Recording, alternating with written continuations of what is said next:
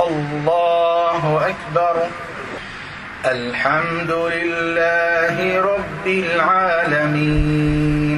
الرحمن الرحيم مالك يوم الدين إياك نعبد وإياك نستعين اهدنا الصراط المستقيم صراط الذين أنعمت عليهم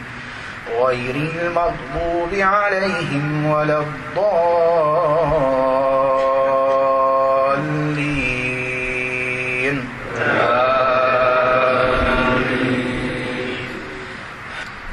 فأقبل بعضهم على بعض يتساءلون قال قائل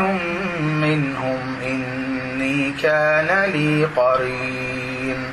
يقول أئنك لمن المصدقين أإذا متنا وكنا ترابا وعظاما أئنا لمدينون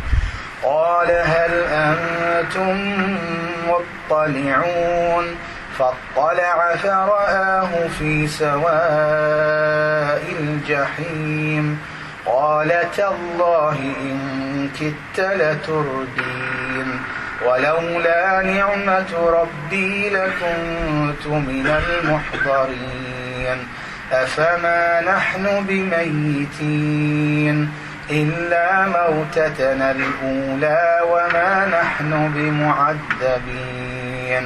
إن هذا لهو الفوز العظيم لمثل هذا فليعمل العاملون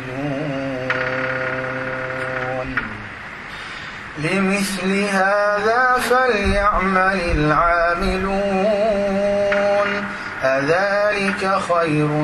نزلا أم شجرة الزقوم إنا جعلناها فتنة للظالمين إنها شجرة تخرج في أصل الجحيم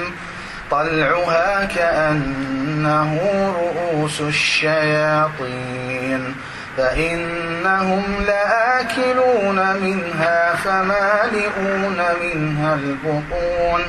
ثم إن لهم عليها لشوبا من حميم ثم إن مرجعهم لإلى الجحيم إنهم ألفوا آباءهم